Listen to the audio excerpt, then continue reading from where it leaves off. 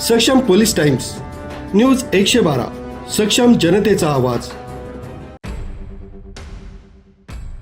मनमाडसह परिसरात पावसानं डोळे वटारल्यानं बळीराजा हवालदिल झालाय. सुरुवातीचा दमदार पाऊस झाल्यानंतर मात्र 3 आठवडे उलटले गेले तरी पावसाचा एक थेंबही न पडल्यानं खरीपाच्या पेरण्या खोळंबल्या आहेत.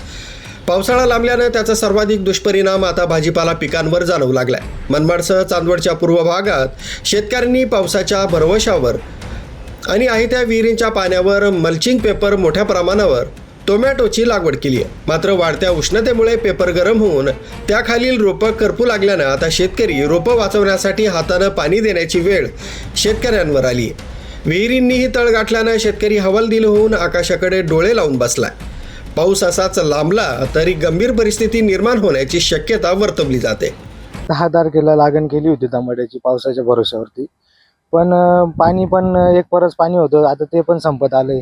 पाऊस पण येत नाहीये आणि झाडं पण वाळून चालले. आता अशी वेळ आली की हाताने पाणी द्यायची वेळ आली आणि जवळपास मी बिघाभर टमाटे लावले होते आणि जवळपास 40,000 रुपये खर्च झालेला आहे. आणि आज उपटण्याची परिस्थिती, पाऊस जर आला नाही तर उपटावंच लागेल टमाटे. एवढं लांबलं ते रोप हे मी जवळजवळ 1.5 रुपये गाडीने आणलं होतं.